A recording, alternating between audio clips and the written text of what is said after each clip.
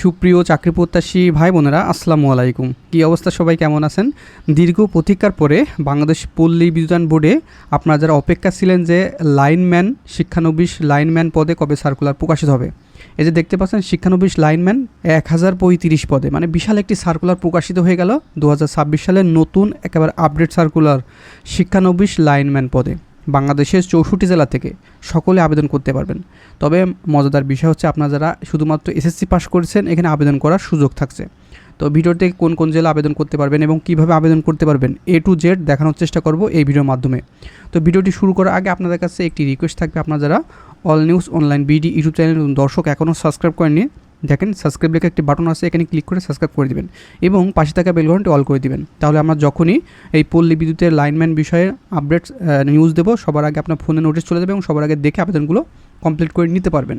তো দেরি না করে অবশ্যই চ্যানেলটিকে সাবস্ক্রাইব করে রাখবেন।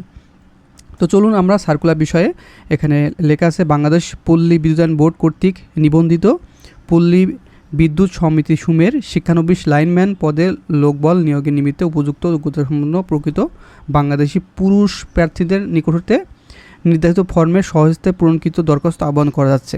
এটা সম্পূর্ণ হাতে লিখে আপনার দরখাস্ত করতে হবে। আর এটা আপনার যে এলাকায় পল্লী বিদ্যুতের যে লাইনম্যান আছে, পল্লী বিদ্যুৎ আছে, ওইখানে কিন্তু আপনার পোস্ট হবে এবং ওখানে আপনার চাকরি করে ওইখানে আপনার এই চাকরিটা করতে পারবেন আর কি। ঠিক আছে, বিভিন্ন পল্লী বিদ্যুৎ আমরা যে এলাকায় গ্রামে গ্রামে যে পল্লী বিদ্যুৎ সমিতি আছে, সেই পল্লী বিদ্যুৎ সমিতিতে যে কাট আউট পড়ে গেলে, তারপরে বিভিন্ন ঝড় বৃষ্টিতে কারেন্ট চলে গেলে, তার সেরে গেলে যে লাইনম্যানরা কাজ করে, সেই লাইনম্যান শিক্ষানবিশ লাইনম্যান পদের কিন্তু এই সার্কুলারটি ভালো একটি সার্কুলার। এখানে কিন্তু আপনার অনেক সুযোগ সুবিধা আছে, কেউ মিস করবেন না। তো এখানে সর্বমোট 1035 জন লোক নেবে, এখানে বিশাল বড় একটি সার্কুলার। আর এটা কিন্তু সম্পূর্ণ 100% অথেন্টিক সার্কুলার। আমাদের ইউটিউব চ্যানেলে কখনো ভুয়া এবং ফেক সার্কুলার প্রকাশ হয় না। এই পদের নাম শিক্ষানবিশ লাইনম্যান, ঠিক আছে। আর বয়সসীমা 19/5/2026 তারিখ অনুযায়ী 18 থেকে 21 বছরের ভিতর যাদের বয়স তারা এখানে আবেদন করতে পারবেন। আমি আরেকটু বলে দিচ্ছি, যাদের বয়স 19/5/2005 সাল থেকে 19/5/2008 সালের ভিতরে তারা এখানে আবেদন করে পারবেন, ঠিক আছে। আর এখানে যোগ্যতা শুধুমাত্র আপনার যারা এসএসসি বা সমান পরীক্ষা উত্তীর্ণ হয়েছেন, বিজ্ঞান বিভাগ থেকে ন্যূনতম জিপিএ 3.0 পেয়ে উত্তীর্ণ হয়েছেন তারা এখানে আবেদন করতে পারবেন। আমি আবারও বলছি, যারা এসএসসি পাস করেছেন বিজ্ঞান বিভাগ থেকে এবং 3.0 পেয়ে উত্তীর্ণ হয়েছেন তারা এখানে আবেদন করতে পারবেন। অবশ্যই সুস্বাস্থ্যের অধিকারী হতে হবে, কঠোর পরিশ্রম সহ বৈদ্যুতিক খুঁটি ও স্থাপন ওঠানামা সক্ষম থাকতে হবে।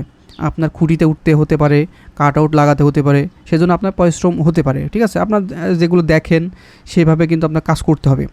অবশ্যই দৈহিক পরিশ্রম করার সদিচ্ছা ও স্বাভাবিক প্রবণতা থাকতে হবে। কাজের মাধ্যমে শিক্ষণ এর আগ্রহ ও সক্ষমতা থাকতে হবে।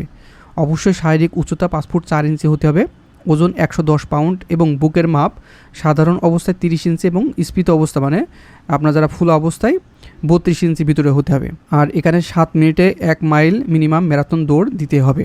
আর এখানে 5 বার বুক ডাউন দিতে হবে, ঠিক আছে। আর যারা বিশ্ববিদ্যালয়ের শারীরিক চর্চার বিষয়ে ক্রিয়া বিষয়ে পারদর্শী আছেন তারা এখানে অগ্রাধিকার পাবেন, যাদের নাই তারাও এখানে আবেদন করতে পারবেন, সমস্যা নেই। আর এখানে অস্থায়ীভাবে আপনার 15,500 টাকা বেতন প্রথম দিকেই এবং প্রশিক্ষণ শেষের পরে 16,600 টাকা বেতন আপনার ধরা হবে। এছাড়াও আপনার উৎসব ভাতা বিভিন্ন সুযোগ সুবিধা প্রদান করা হবে, ঠিক আছে। এখানে কিন্তু খুব ভালো একটি বেতনের চাকরি, ঠিক আছে, খুব ভালো। আপনারা সবাই কিন্তু আবেদন করবেন। অনেকদিন পরে কিন্তু বাংলাদেশ পল্লী বিদ্যুতায়ন বোর্ডে 2026 সালের শিক্ষানবিশ লাইনম্যান পদে নিয়োগ বিজ্ঞপ্তি প্রকাশিত হয়েছে, কেউ মিস করবেন না। আর শুধুমাত্র আবেদন করে বসে থাকলে হবে না, এই শিক্ষানবিশ লাইনম্যানে কিন্তু পরীক্ষা অনুষ্ঠিত হয়। তো আপনাদের পরীক্ষা ভালো করার জন্য আমরা একটি যে শিক্ষানবিশ লাইনম্যান চূড়ান্তভাবে সাজেশন তৈরি করেছি, এটি পিডিএফ মূল্য 100 টাকা। এখানে এমসিকিউ লিখিত পরীক্ষা অনুষ্ঠিত হয়। আর এটি কালেকশন করার নিয়ম হচ্ছে, উপরে দিয়ে হোয়াটসঅ্যাপ নাম্বার আছে, এখানে সরাসরি হোয়াটসঅ্যাপে SMS করবেন, বলবেন যে ভাইয়া যে শিক্ষানবিশ লাইনম্যানের যে চূড়ান্ত সাজেশন এমসিকিউ লিখিত পরীক্ষার জন্য এই সকল পিডিএফগুলো নিতে চাই, তাহলে আমি সঙ্গে সঙ্গে আপনার হোয়াটসঅ্যাপে দিয়ে দেবো। এখনই নিয়ে আপনি এখনই পড়তে পারবেন। এখানে বাংলা, অঙ্ক, ইংরেজি, সাধারণ জ্ঞান সকল বিষয় এমসিকিউ এবং লিখিত আকারে দেওয়া আছে, সেজন্য আপনার এটা খুবই গুরুত্বপূর্ণ, কেউ মিস করবেন না। শিক্ষানবিশ লাইনম্যানের যে চূড়ান্ত সাজেশন নিলে আপনি সবার সাথে এগিয়ে থাকতে পারবেন, পরীক্ষা কিন্তু খুব দ্রুত সহকারে হয়ে যাবে। সেজন্য আপনারা এখন থেকে ভালো করে প্রিপারেশন নেবেন। তো চলুন আপনারা কীভাবে আবেদন করবেন সেটি আমি দেখাই দিচ্ছি।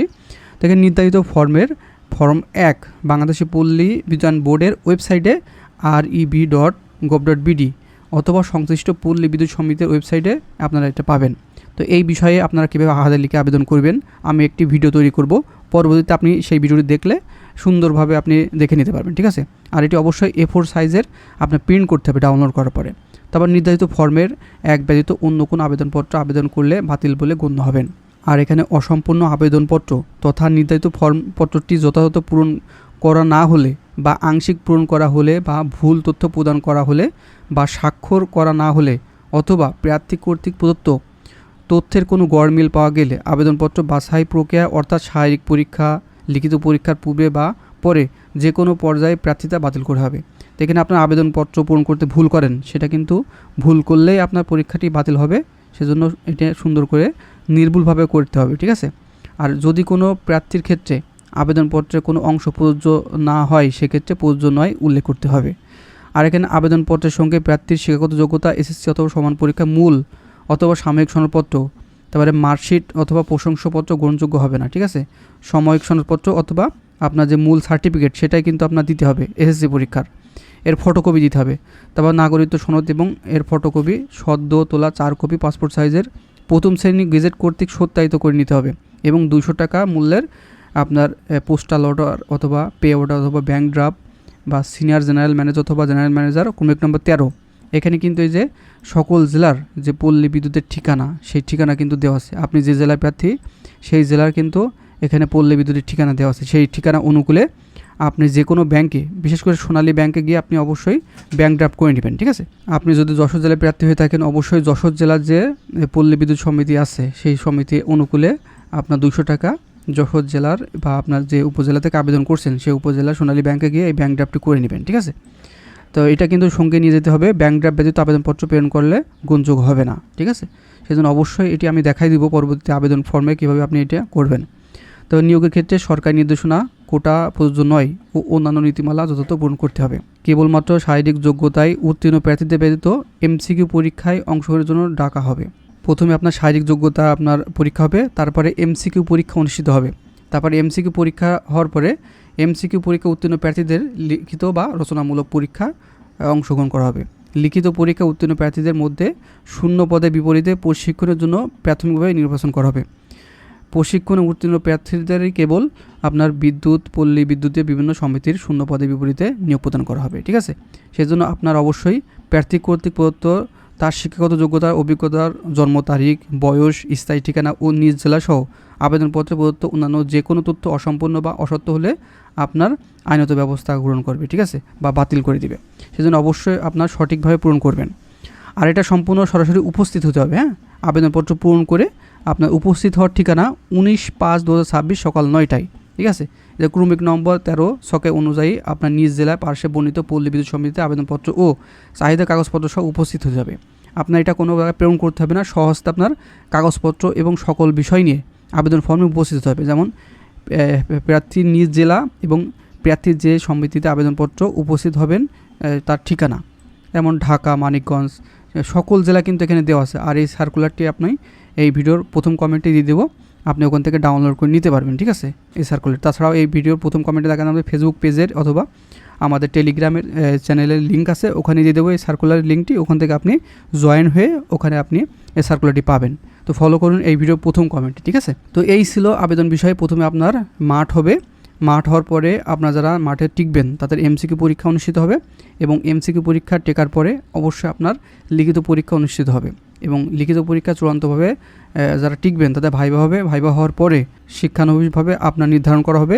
যারা শিক্ষানবিশভাবে সরাসরি বা আপনার উত্তীর্ণ হবেন তারাই কিন্তু আপনার বিভিন্ন পল্লী বিদ্যুৎ সমিতিতে নিয়োগপ্রাপ্ত হবেন। এই ছিল নিয়োগ প্রক্রিয়া। তো প্রিয় চাকরি প্রত্যাশী ভাই বোনেরা, আমি আলোচনা করলাম বাংলাদেশ পল্লী বিদ্যুতায়ন বোর্ডের শিক্ষানবিশ লাইনম্যান 1035 পদের বিশাল একটি সার্কুলার। যারা এসএসসি পাস করেছেন এবং পাসের ভিতরে 3.0 উত্তীর্ণ হয়েছেন তারা এখানে আবেদন করতে পারবেন। শুধুমাত্র যারা বিজ্ঞান বিভাগ থেকে পাস করেছেন তারা আবেদন করতে পারবেন। আর এটা কিন্তু সরাসরি উপস্থিত হতে হবে বিভিন্ন আপনার যে পল্লী বিদ্যুৎ সমিতি আছে আপনার নিজ জেলায়, সেই নিজ জেলায় যে আবেদনপত্র নিয়ে গিয়ে বা সকল কাগজপত্র নিয়ে যে উপস্থিত হবে মাঠে টেকার পরে আপনার পরবর্তী এমসিকিউ এবং লিখিত পরীক্ষা অনুষ্ঠিত হবে। আর এই সার্কুলার বিষয়ে আর যদি কিছু জানার থাকে এই ভিডিও কমেন্ট বক্স আছে, আপনার সমস্যাটি লিখে দেবেন, পরবর্তীতে আমি আপনার সমস্যাটা সমাধান করার চেষ্টা করব। তো বন্ধুরা ভালো থাকবেন, সুস্থ থাকবেন, দেখা হবে নেক্সট আকর্ষণীয় জব সার্কুলার এবং শিক্ষামূলক তথ্য নিয়ে।